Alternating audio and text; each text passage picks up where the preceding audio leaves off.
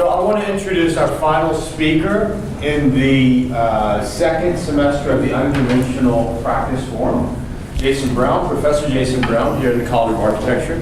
Jason is the first tenure-track associate professor to speak in this forum. We had Daniel Brilak and Jennifer Bonner scheduled. Unfortunately, that didn't work out, those two, but hopefully we're going to get them back next year. So we're very fortunate to have Jason with us. Jason is going to talk about architecture and unknowns.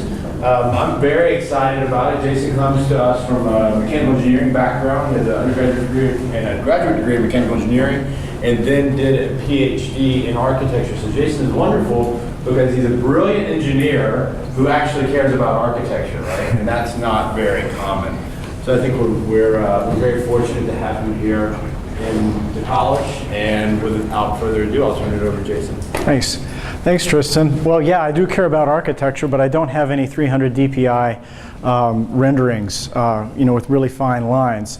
But I'll try and make it, kind of relevant. And the tack I'm going to take on this comes from some of the research that some students and I are doing that's geared towards design and making design decisions. And I just realized I neglected to put her name on here, but a lot of the work that you'll see later on was done by my PhD student, Roya Reze. And at the very end, we'll talk a little bit about what she's probably going to work her PhD thesis on. So I'm going to talk about making decisions in the presence of not having perfect information, and the kind of decisions are applied to architecture, but are geared towards performance. And by performance, I mean energy performance kinds of decisions.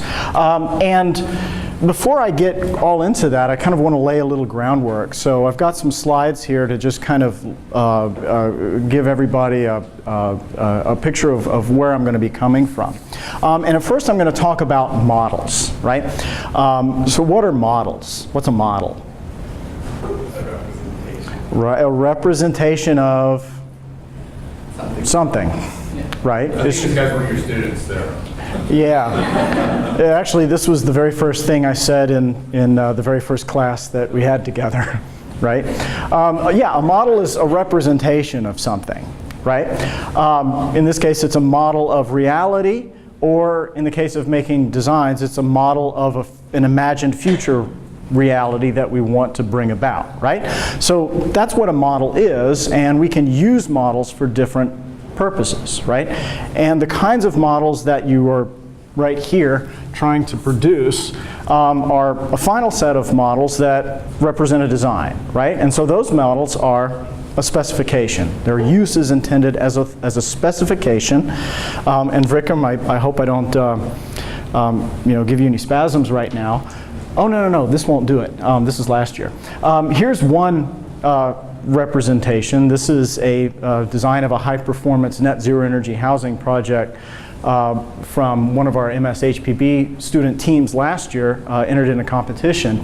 It's a specification on how to build a building, in this case a small house, right? You can give this to a builder and they'll go out and build it. This and a lot of other documents as well, but they'll go out and build it. But how did we get to this? Well, we started out with a blank sheet of paper and some notion of what we wanted to do. But in order to get from the blank sheet of paper to this, we had to make a whole lot of decisions along the way. Thousands and thousands of decisions get made along the way. And what do we do to help us make those decisions? Or what do we use to help us make those decisions? In pretty much in all case, models, right? So a model is not just a specification as a representation of reality, it's also a representation of something else that we use to think with. So a model is also a thing to think with, right? It's a thing that helps us support making our decisions. And there's lots of different kinds of models. In fact, you could probably argue that everything that we ever do in our head is some kind of modeling.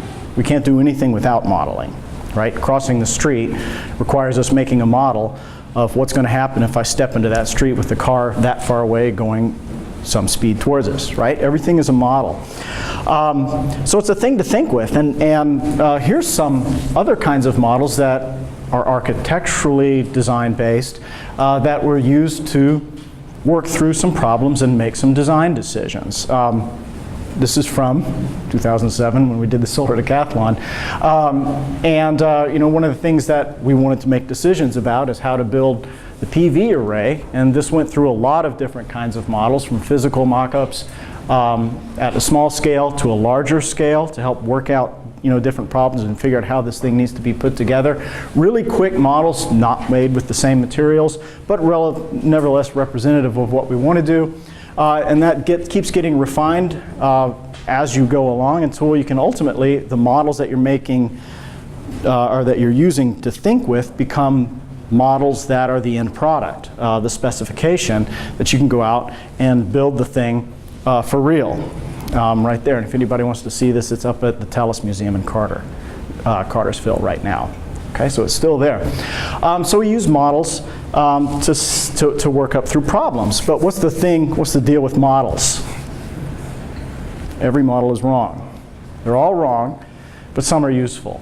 Some are useful, and what does it mean to be useful, for a model to be useful? Provide a directional graph. It steers you in the right direction. Yeah, I like that. Notice he never said anything about how close it is to reality. Right? He said just the model helps you make the right decision. Right? Said nothing about how close it is to reality. Okay, so that's kind of a nice point. Can I provide another alternative? Yeah. Complementary definition. It's something you can ask questions. It's something that helps you ask questions. No, that you can ask questions to, because if right. Yes. Right. leads you in the right direction, it may actually tell you what direction not to go in. Okay. Yeah. Don't do this. It doesn't say do this. That's right. Well, yeah. I've actually got maybe some examples towards the end that might say what not to do, right, in addition to saying what to do, all in the same time. Okay. We're still working on that, so it's a little bit speculative. Okay, so yeah, I can tell you what not to do as well as what to do. Okay, so some are useful, and I'm going to just kind of look at the kind of models that I work with from day to day. And if you've had me in classes before, you kind of have some idea of what models I mean. So this is my bedroom, circa summer 2009, putting on an extension.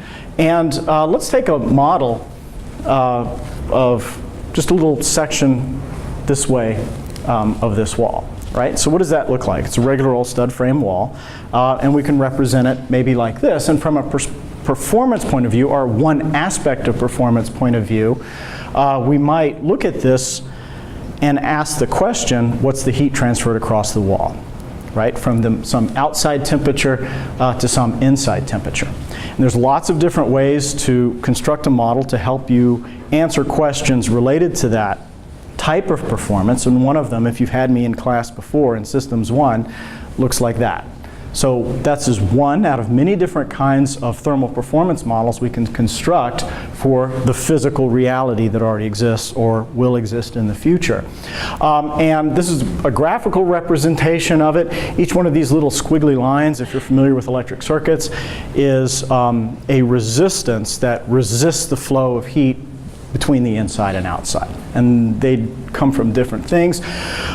Inside temperature and outside temperature, that's just the weather, inside and outside.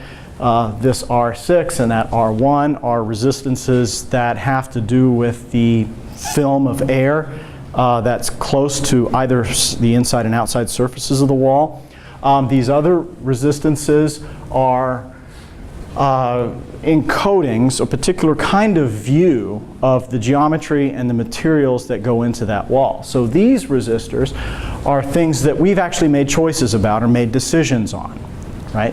They're parameters of the model that we specify, we have control over.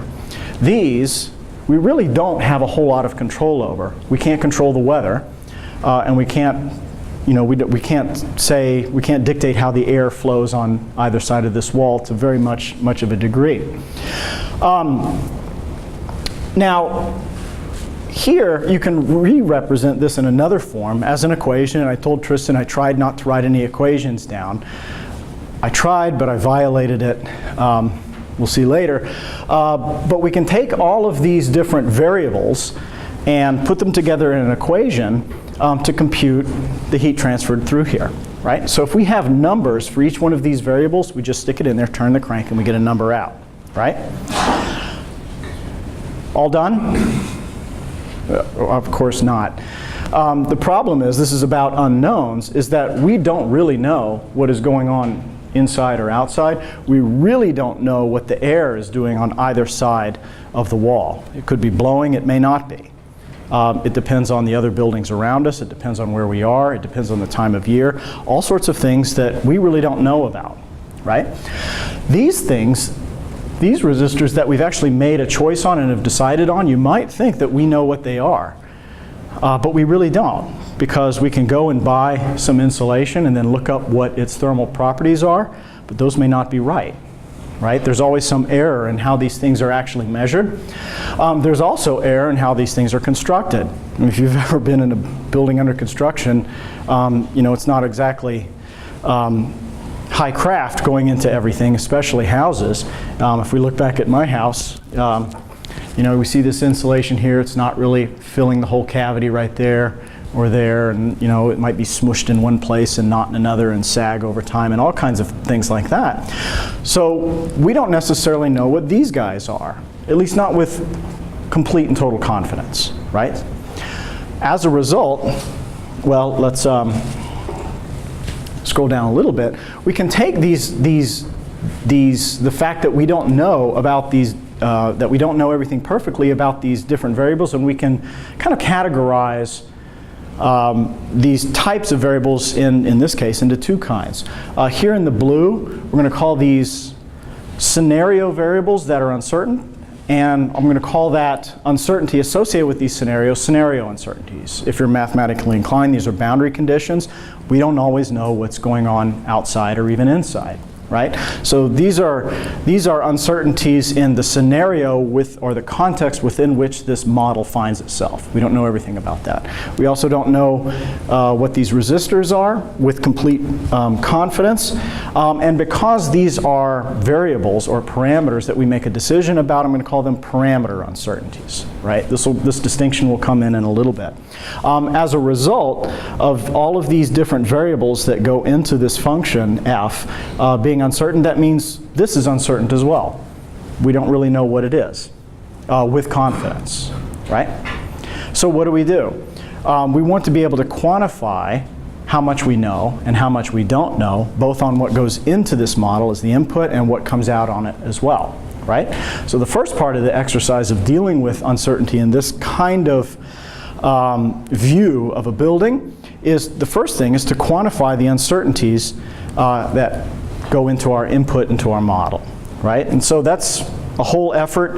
It's not the point of this talk. Let's just say that we can do that. And here's just an example of one way to represent that. If it's been a while since you've had statistics, I'll just remind you these are two probability distributions. You can kind of think of it as a histogram, if you remember those, that have been shrunk down and done some limits on and made continuous. And they're plotted with the value of the variable here on the x-axis and the y-axis given as, I'm going to call it in quotes, likelihood. It's not, I'm kind of using the term likely in a kind of a loose way. But you can, just as a conceptual, we can think of this as how likely something is. So here, this resistor is that outside air film. It turns out that that's pretty uncertain. We don't have a whole lot of information around that, and it can take a broad range of values. It can take a very broad range of values. So here, these are just, you know, a cartoon version of these distributions. But here for this R1, it looks like the most likely value for this resistance is 4.5. Right, it's 4.5. But there's a chance that it could be 3. There's a chance it could be 5. There's a chance it could be 8. You know, the chance that it could be 8 is smaller than the chance that it's 4.5. Right? It's a broad spread. And so when you see something like this, that means this is quite uncertain and we don't have a whole lot of information about it. This other resistance is the resistance of the outer sheathing. This is something that we've made a design decision about, and it turns out that we do know more about that than we know about the outside, but it's still not perfectly certain.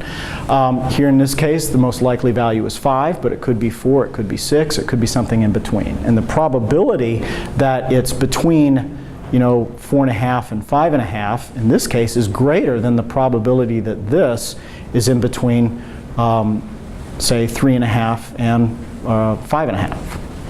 Okay, so we have more information associated with this one, a little bit more certain about the value of this, but it's still uncertain because there's a spread to this value. If we were completely certain, this would just be a straight line going way up and down.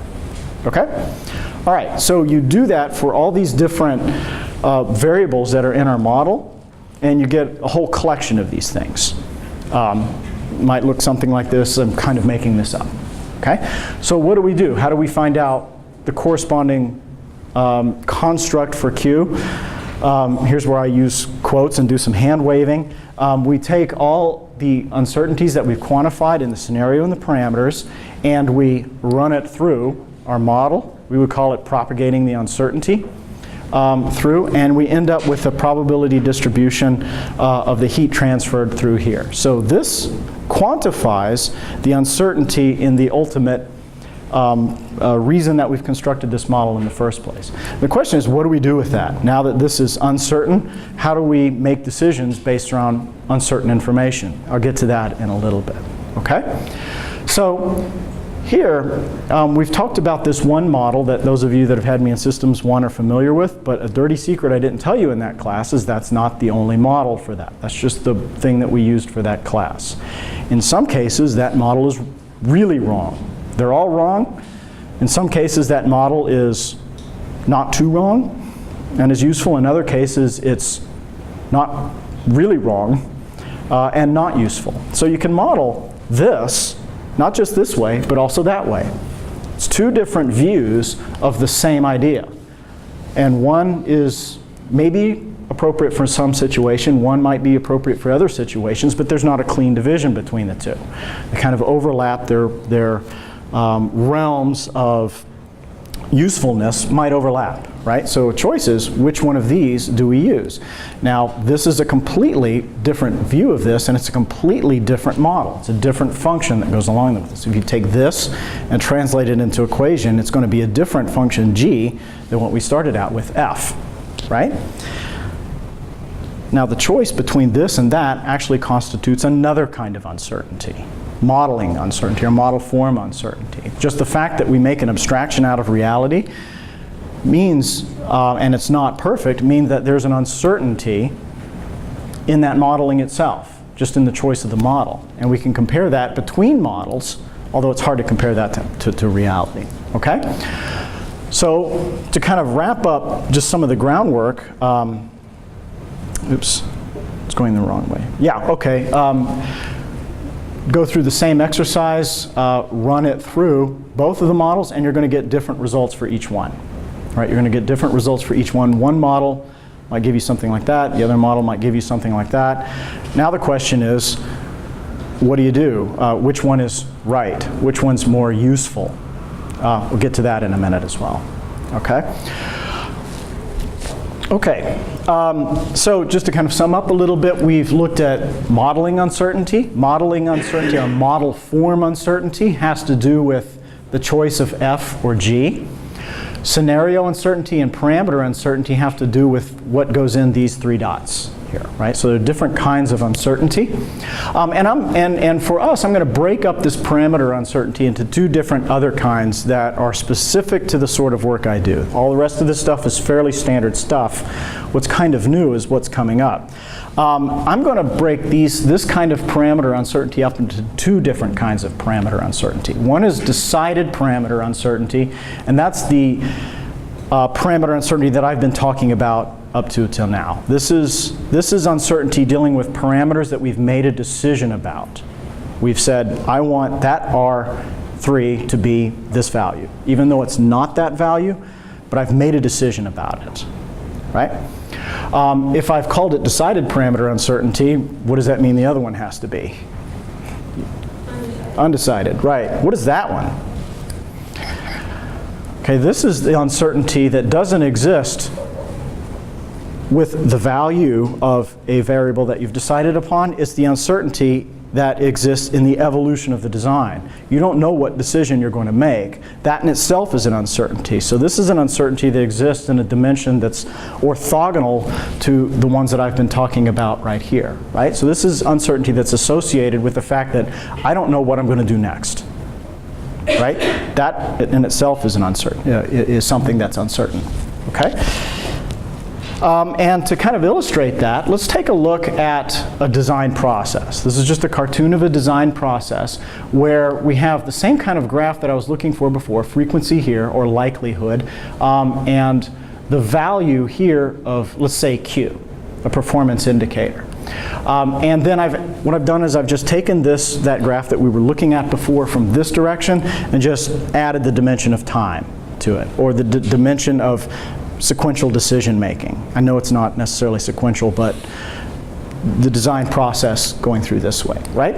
So when we first start out, we don't have a whole lot of information and we haven't made a whole lot of decisions. So there's a lot of things that are unknown, right? So we may not know very much, and so these distributions could be very spread out. Now let's take the case where we're looking at two different options. We're trying to make a choice of what to do next, and let's just say we're acting like we're at the ophthalmologist and we're getting glasses, and what do they say? They don't say, do you need -2 diopter or -1.5 diopter? They say, is this better than that, right? So let's say let's just look at this in a comparative analysis. In this case, if this is energy demand, Q, let's say, in this case, it looks like A is probably preferred to B, right? Probably because we can't say for sure, right?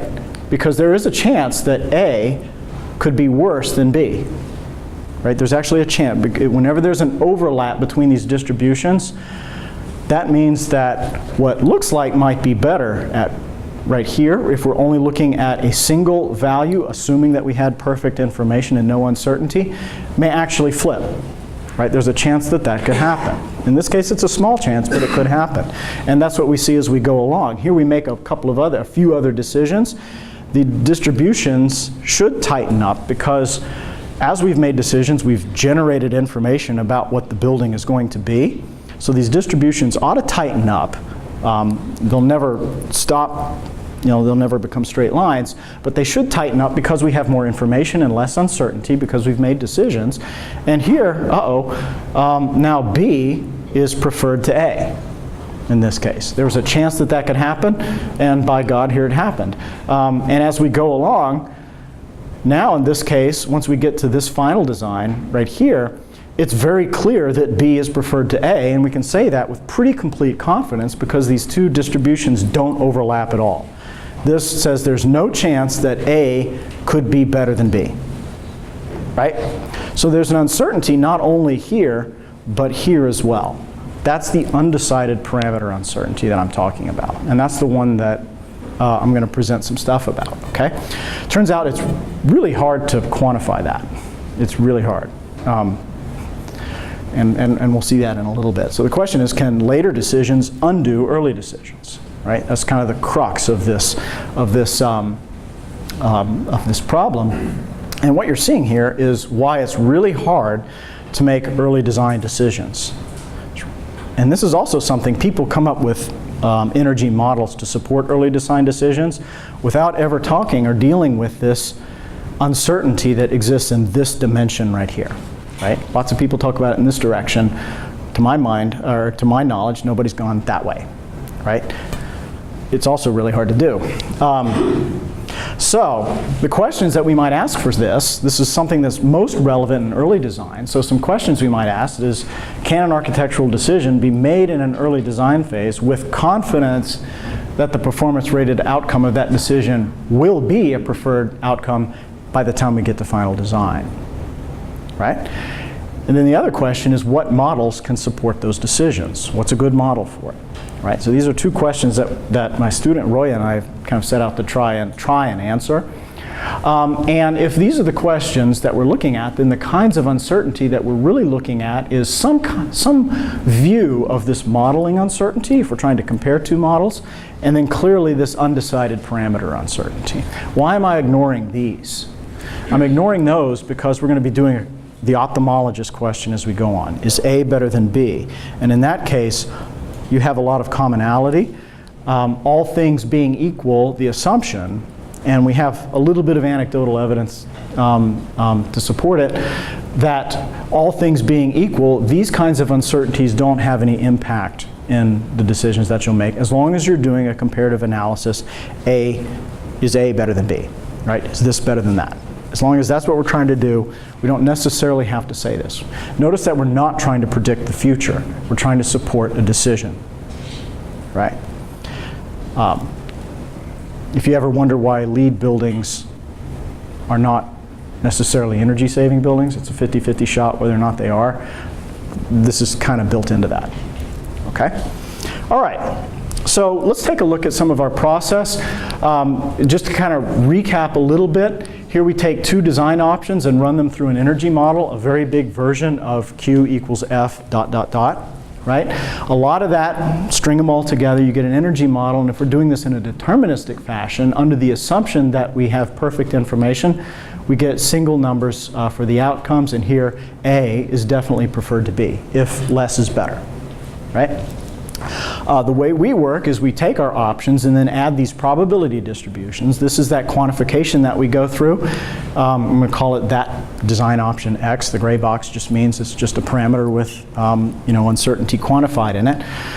Run it through something similar. We have to have some extra infrastructure to run through this energy model. We propagate the distributions in here through this box, and we get the outcomes just like we saw before. Here, A seems to be preferred to B by going by the most likelihood thing, but there is a pretty decent chance that B could outperform A. That possibility exists. Okay, we would say that A does not dominate B. Okay. So again, the thing that we're asking is option A better than option B, and that's really not what we're asking. What we're really asking is, are we confident that option A will be better than B once we get to the end, right? So that's really the kind of question that we're looking at. Okay. So what do we need to do? I mean, kind of the missing link in all of this is coming up with these probability distributions that encode undecided parameter uncertainty. If we had lots and lots of data about lots and lots of design processes and the decisions that people made, we could sit down and spend a lot of time and lots of cups of coffee and figure this out. But unfortunately, that data is not there. Okay, so we resorted to Plan B. And you'll probably see Plan B has a couple of assumptions built into it and some limitations that we'll talk about in a little bit. But before we can do any of this, we have to quantify these distributions. We have to figure this out. So how did we do it? Well, the way we did it is the only really data that is really available out there are these surveys of energy consumption data of different kinds of buildings in the US. There's something called the Commercial Energy Consumption Survey and the Residential Energy Consumption Survey. We did this for residential buildings, and we looked at this energy consumption for different kinds of buildings in different climates in the United States. And we're able to construct this distribution, or at least a distribution like this, say, let's just say for office buildings or hospitals or different types of buildings for different climate zones, actually different census zones in the United States. So we can get this total energy outcome consumption data out there. But the problem is, this is what we know for actual built buildings, right? That exists. What doesn't exist is this, right? So what do? Well, kind of the nice thing about a model is I've talked about them in terms of inputs and outputs. Well, what's an input can switch places with an output under certain conditions, right? So if I run a model in what's called a forward mode from what we think of as inputs to outputs, it turns out that you can actually run it backwards as well. And that's called an inverse model, right? And it has lots of applications in different fields. So what we did is we took this outcome and then tried to find out what these distributions are right in here by reversing the directions of these arrows, basically. Yeah? Can you give an example of that? An example of inverse modeling? Okay. talked about the chalk. Let's come back up here. And I'm not trying to throw you off. No. That's okay. In this problem, when I talked about this, I was talking about a forward model. These are all presumed to be inputs, and they're all known, and that's an output, right? An inverse model, well, kind of different ways to think of an inverse model. One way you could think of an inverse model is if I solve for this, if I know that, I can just algebraically switch a few things, right? It's kind of one way of running it backwards. And you can do that with a simple function like this. If you have lots of different equations in a simultaneous model, it's harder to do, but you can invert things like that. The kind of inverse model that I'm talking about would be an ill-posed problem. We know, in this case, we know all of these, but we don't know that. It's easy to turn the crank and solve that. In the inverse problem, we know that, but we don't know any of these. Or we may have a little bit of information. The forward mode well, this inverse mode is kind of like a one-to-many problem. Right? It turns out there's ways that you can take this, a distribution on this, and having a little bit, not much, but just a little bit of information on the bounds, the range of possible values of these, there's ways that you can estimate the distributions of each one of these parameters or variables that lead to the same distribution here. It may not necessarily be unique, or very unique, but you can at least kind of quantify that. I get the algebraic Right. component, but Yeah. give us a scenario. An Okay. scenario. I'll actually give you one at the end. Got it. Perfect. Okay, I'll give you one at the end. But basically the idea is that if you know this, or a distribution of this, you can estimate distributions of these without a whole lot of information, and if you're interested, that tends to be posed as some kind of optimization problem. Okay? So what we did is we just reversed the directions on these arrows, and it turns doing this inverse problem is very computationally intensive. So what we did is we made a baby version of this. We did a sensitivity analysis on the energy model to find the parameters that are the most important, that have the biggest impact. And once you do that, it turns out you can take lots of parameters in an energy model and shrink them down to the most important, say 80%. And we built, the baby model that we built here is a very simple statistical model. It actually does reproduce the outcomes if you go back and check it reasonably well, but with a lot less computational cost. And then we just ran this backwards and we found probability distributions for these most important parameters. And this is, I think, this is for office buildings in Atlanta. These are some different parameters that in normal forward mode would go into an energy model. Probably the best interpretation of each one of these is that given the energy consumption, let's just say of office buildings in Atlanta, these are the likely distributions of these different parameters. So this is how many appliances you have. WWR is the window to wall ratio. We can't really nail that down very well. It turns out this is the cooling set point. It's kind of broad. Building height. Actually, the correct interpretation of these distributions is that they are representative of the actual building stock out there right now, right? That's really the correct interpretation. Where it starts to get a little dicey is when we assume that these distributions also represent undecided parameter uncertainty. That's kind of hard because you have, in order to really make that leap, you have to tease out all the old buildings before you do that, which is kind of hard. And another thing, well, I'll talk about it in a little bit before I get to that. All right, so kind of the leap that we're making, the assumption that we're making, is that these distributions that we get, which represent the distribution of these parameters in the building stock, are also at least roughly representative of undecided parameter uncertainty. Okay? Got it? Okay, good. Question. Yeah.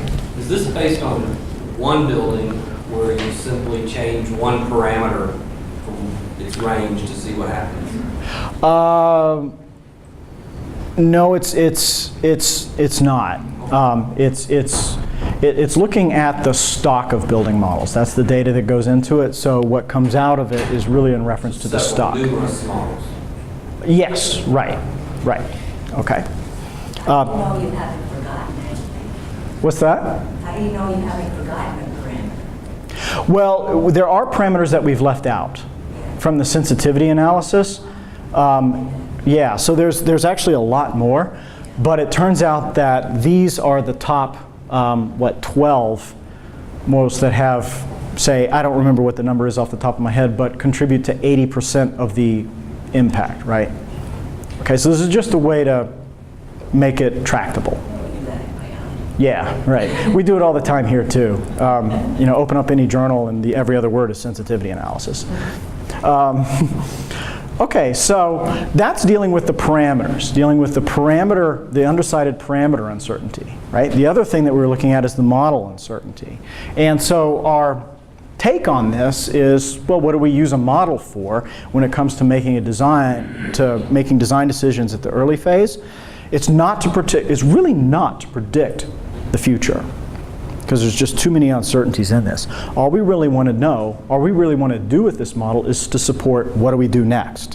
What's the best choice of action under uncertainty? What has the least risk for what we want to do, right? So that's really what we're after. So we're going to look at what we call model validity, not in its comparison with necessarily reality, but comparison with correct decisions, right? Which is the purpose of the model in the first place, right? And this is a quote that I love to throw out. I love George Box quotes and I love George Hazelrig quotes. This is a program manager at NSF who wrote a pretty cohesive book about engineering design under uncertainty, but it could be any kind of design, really.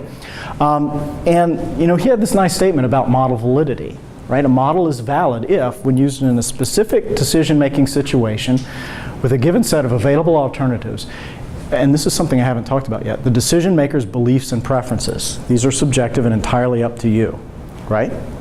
Decision makers believe, so there's freedom in this. This isn't optimization, press a button and you get a design and you must do that, right? So it's up to you.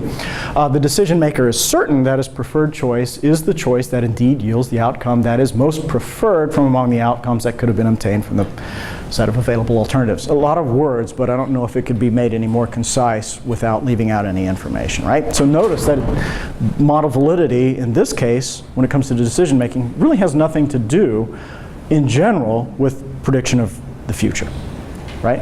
It might, but it doesn't have to, right? It leaves open that possibility, but you're not restricted to that, okay? There is a point where you want to try and predict reality. Certainly, I don't want to diminish that, but it's not necessarily the end-all be-all when it comes to making design decisions, okay? So how do we know if we're confident about this? This is where I broke my rule and said I wasn't going to have any equations, but here's how we quantified, quote, confidence, and I'm going to use those quotes. But basically what this says is that we can be this % confident using a given model F that one option, A or B, is that % better than the other. Okay? PRD here is probability of a relative difference, right? So these two things are your preference. It's how confident you want to be and how much better you want one option to be than the other, right? What's the likelihood of that difference being some percentage that's all the way up to you, okay? I'll have some graphs of this later. How's better defined? Up to you.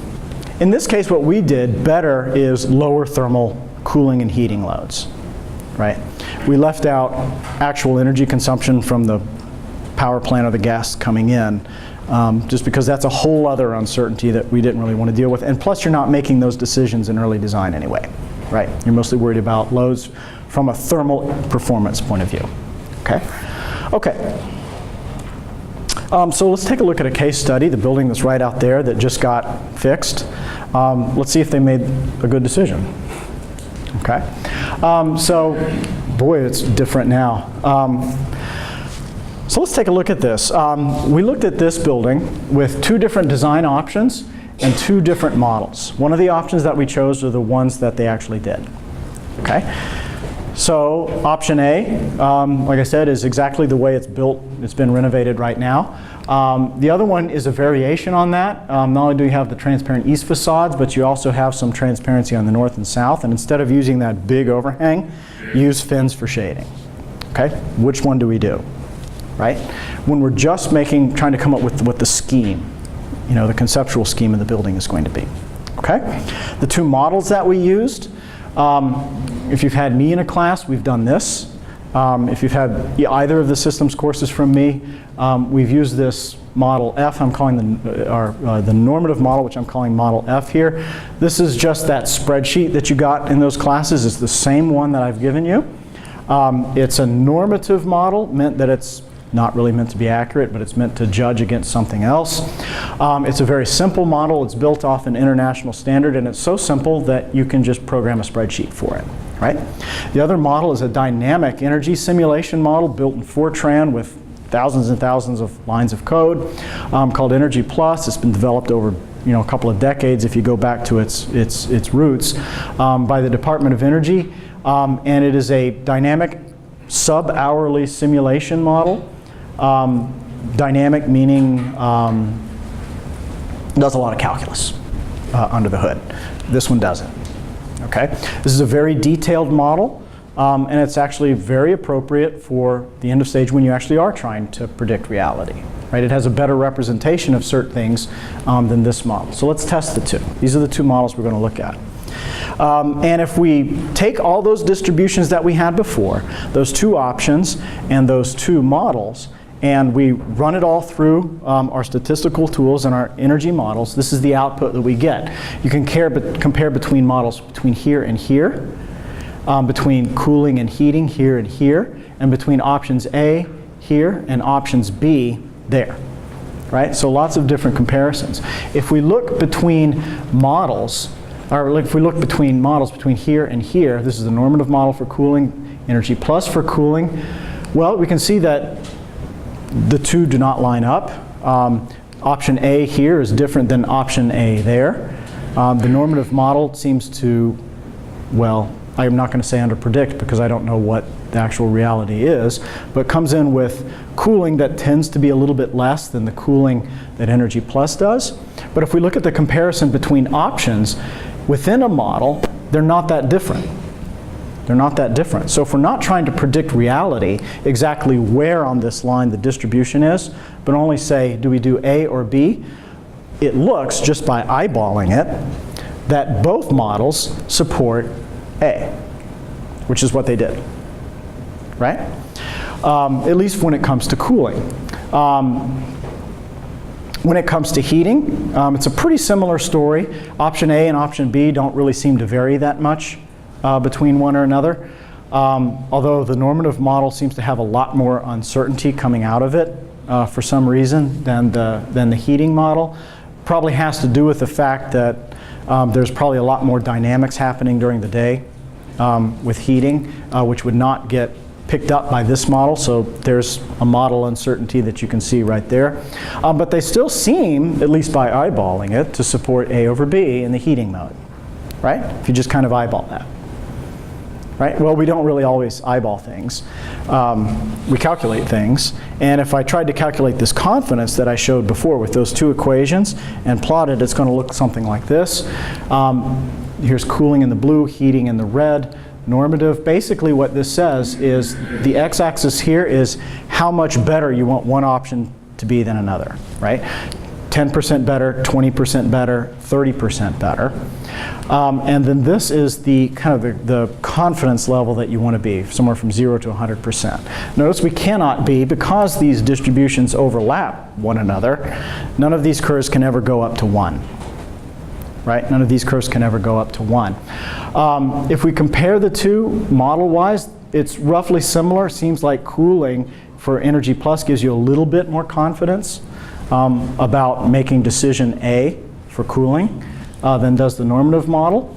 But they still both lead you to about the same decision, again, depending on what your confidence level is that you want to be. And this is looking at Cadell with its current program as this educational building. offices and classrooms, right? If we change this and we just change our program to make it a gallery, let's just see what happens when we do that. Great thing about models is you can just change something and press a button and see what happens. If it's a gallery, things actually change. We still make choice A, or it looks like we would make choice A in both cases for both models. Although, well, actually, the heating question here is kind of interesting. But they still show, what's interesting is that these distributions spread for both models, right?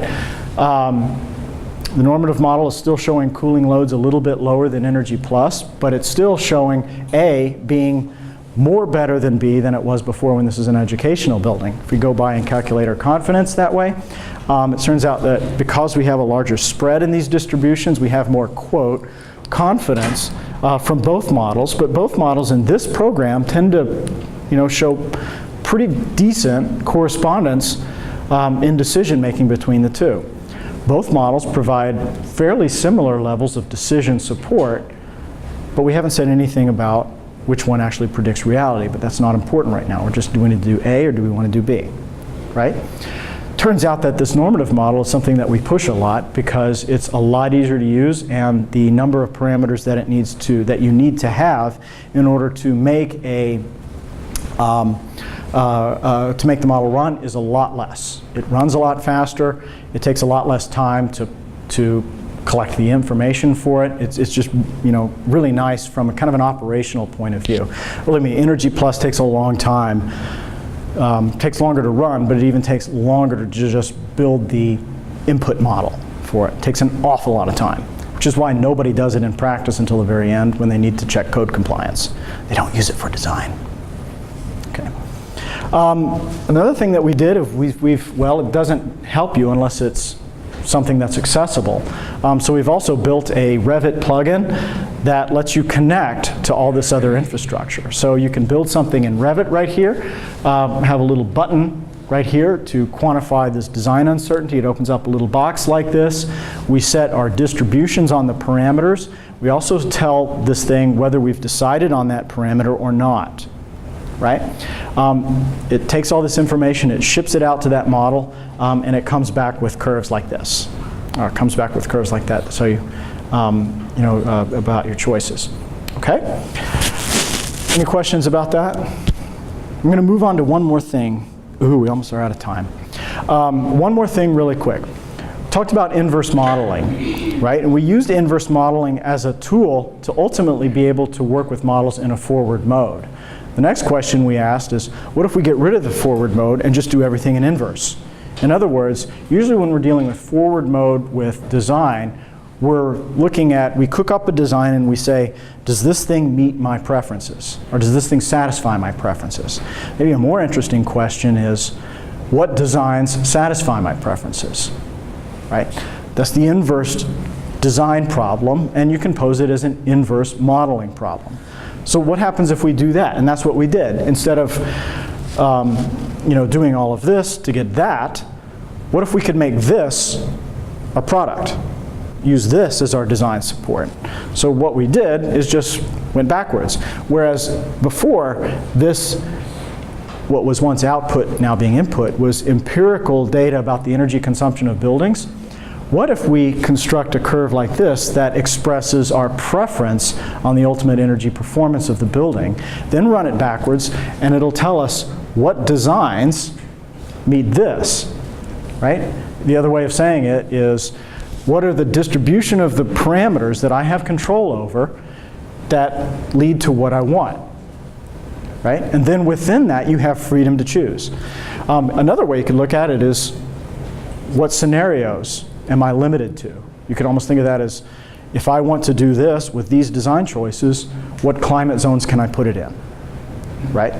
Okay, so it can go through all of these. And just, Roy is trying to work this up as her thesis topic, and one of the things that's kind of hard about this is, how do you test this? It's actually really hard to do. But to just give you some idea of where it goes is, let's say we take, just as an example, a Chicago office building, And let's say that we're aggressive about its energy consumption. Let's say that we want to have an 80% chance that its, I'm going to say cooling load, I don't remember what this is, that its cooling load is less than this number. It's kind of hard to read this, but that's actually a pretty aggressive target. You can express that preference with a distribution that looks like this. It's called a triangle distribution.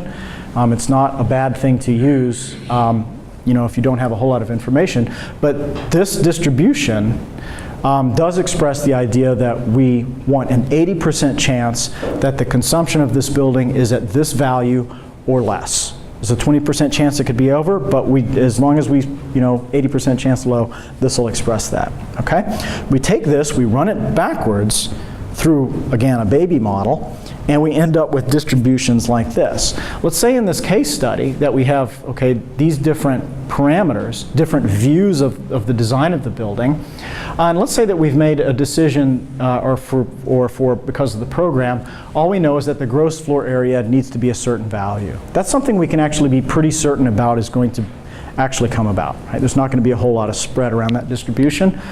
So we use this, we fix this parameter to be that value, and then we let these other ones be calculated from the inverse model given this, right? So what this is saying is if we want this in Chicago for an office building, given this is our choices. These are the choices of these parameters that we have, and it tells us which parameters are most likely by the height of these histograms to give us what we want. Right? Now, one of the big limitations of the last thing that I showed you, where I was using those distributions of the building stock as distributions of undecided parameter uncertainty, one thing that doesn't include is the conditionality of those probabilities. Right? If you choose one parameter, then that might influence the probability distribution of other parameters, right? If you have lots of parameters, that's going to be a real combinatorial headache, even if you can figure out how all those things link together, right? This gets around that problem as well. It says we don't really worry about that. We'll work as a designer, we usually do. We'll just make decisions about what we want and then update it. So let's say we make choices about some of these other parameters. If we do that and then run the model again, these distributions change. Again, so if we make choices about the number of floors, the building height, and its aspect ratio, these distributions change to reflect those choices. We don't have to worry about that conditionality anymore. So if we flip from here to here, it looks like the building has to become tighter. Has to become a little bit tighter. Our set points have to be, we have a little less freedom in what we choose for our set points. And we have just kind of less freedom overall in this case. If we look at a different set of options, excuse me, was I switching between this? Yeah. If we choose other values for these instead, we get different distributions as well, right? And we can keep marching on as we go, and it tells us what, how much constrained we are in the other decisions that we have yet to make as we go along, right? So that's just starting right now. So, with that, that's it. I'll take any questions.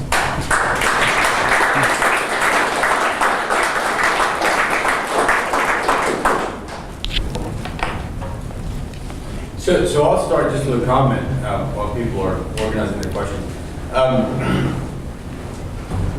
To sort of recap on what this series is all about, which is about kind of alternative paths that our students may potentially follow, or these kind of dyadic paths, these two-headed monsters that people might follow. There are kind of three levels at which you could look at this entire series as a student, right? You could look at it as, I might potentially follow in this particular speaker path, right? Become this kind of wonderful energy modeling analytical person that looks at buildings and tries to really understand them in a very high fidelity. Or I can understand how all of that kind of research and knowledge is applied in practice, and you might have a kind of specialization, if you will, within a more conventional architectural practice. Or at a minimum, and at absolute basement, when you look at work like this, it helps you conceptualize how you organize information, and make decisions, right? So I think there's kind of 3 levels at which you could take this lecture for sure, or really kind of all of the lectures that we've had this year. And so maybe that helps you guys think about how you would situate yourself relative to this talk and to all of the talks. So I really enjoyed it myself. I would probably only be at kind of B and C, right? But I can imagine some of our students would eventually become that kind of A figure, meaning, very much following in your footsteps. We have, last year, we graduated 2 students of our MS-HPB program, Sandeep and Patrick, and they're trained as architects. They're architects from the beginning. And then they came in, went through our MS-HPB, and now they work at Perkins & Will, and they're the evangelists at Perkins & Will for, well, maybe I shouldn't say evangelists, but, well, actually, yes, I should say evangelists. Their job is getting Perkins & Will to work with this in as efficient a way as that they can and make better decisions. And so that's their path.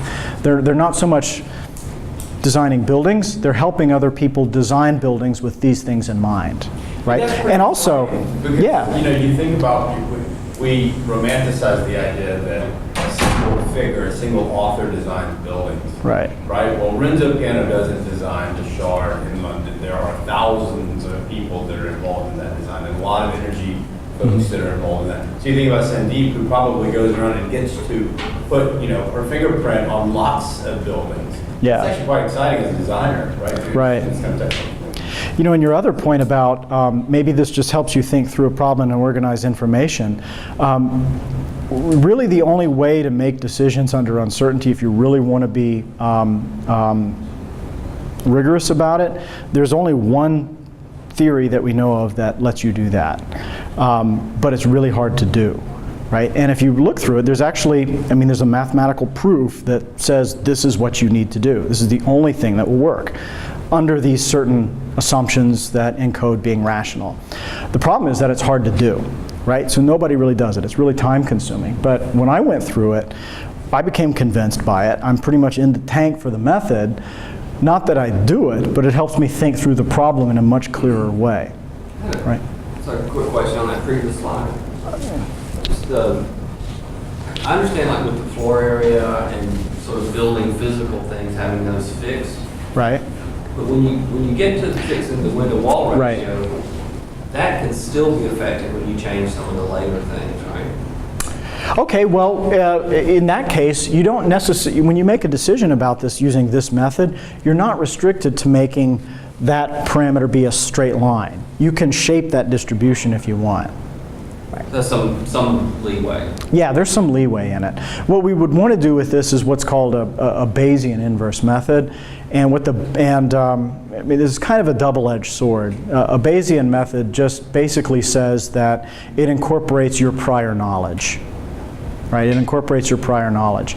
Now, it's going to try and modify that prior knowledge in the face of evidence, and it may do that correctly or it may not. So it's a double-edged sword, but that's Bayesianism is kind of a buzzword out there, for some good reasons, but like I said, you're not restricted to making that a straight line. Yeah, Thanos. Yes, I tremendously enjoyed the lecture, and you had this ability of going through difficult ideas, complex ideas with finance. Thanks. Thanks. Always the same sentiment after hearing your talks. The thing that I have, I guess my biggest resistance to the start today was really about the notion of model, which is reversible. Yeah, okay. The trajectory model. Right. See, from the way sort of I see these models, I have in mind very much in Aristotelian understanding of reasoning. Where models can be, deductive, inductive, and abductive, and you cannot switch a deductive model. If you have, for example, data, you can very much proceed like a train, for a logical proof, but you cannot really switch a deductive model to an inductive by knowing the results or knowing some sort of rules and then assuming that you can go back to the data, or by knowing early data, knowing the last data, and have inference problem, what would be the rule. So Yeah. that kind of switch that you did between the models made me a bit wanting more, I guess. Right, I see. Well, I'll defer to you on the deeper issues of that. From a mathematical perspective, it's operable. Whether or not it's actually capital C correct, yeah, that's actually a good point. And can I also one more question? Yeah. Please do. This, I mean, that was a fantastic example of sort of looking from energy standpoint, what are the conventions and modes to develop. So, yeah, all of us here was saying about architecture so much more, blah. Yeah, sure. So, so how does... Well, it's not blah, blah, blah. It's, Yeah. that's... Yeah. How does... It's good. Is it just a matter of adding more... Is it a matter of adding more... making more complex problems to resolve the complexity of architecture, or if you have someone here talking about sociological or some other such sort of functional reasons, could it become like a huge sort of mega model that can incorporate all these possible sort of things, and potentially what is good for you is bad for me, or what is bad for the energies? Yeah. Again, the Aristotelian problem of the Comachian ethics. What is good for a wolf is not necessarily good for the sheep. Right. That sort of thing. To be a bit funny. So trade-offs. Trade-offs is your... Yeah. Yeah, there's lots of different ways to look at trade-offs. The theoretically correct way of dealing with a decision, that is limited to only a single person making a decision about things that are quantifiable, right? It's really only valid under that circumstance. And there is a way to deal with trade-offs if you're a single person making a decision about something that's quantifiable. It counts and can be counted. And you're the only person making a decision of that, in the presence of uncertainty with trade-offs. If you're trying to work with things that either are not quantifiable along with things that are quantifiable, I'm not sure how to handle that. That's almost kind of getting into game theory, which is how people interact, making their own decisions. Oh, and there's an inverse to that, something they call it mechanism design. If you want to have a team decision-making process that has a good chance of leading to a good outcome, you design a game for that to happen. But the mathematics of that are intractable, pretty much. I don't even know about that. You might be able to incorporate things that are not quantifiable in that, but I'm not sure. There was another question here. Yeah. I was trying to ask about the conditional probability. Yeah. In your reverse propagation and solve that problem. But there's still one problem that even if you propagate the uncertainty back to a model, in the real design case, for example, you got a wall U value for a certain type of distribution, but you have real restriction in the real case, in the real world. So, right. Well, that would be encoded. What I haven't shown is when this inverse modeling, you actually have to prime it a little bit. You start out with, let me find a graphic here. If I understand your question right. So it sounds like, the way I realize this now, it sounds, what I said was that you start with this and nothing else here and then cook up something over here. That's not entirely true. You start with this, but then you do put some distributions in these based on prior knowledge. Those distributions get warped depending on this. One problem with that, though, is, so you could put those distributions in there saying that a wall has to be, for either code reasons or physical reasons, has to have a parameter value within this range, right?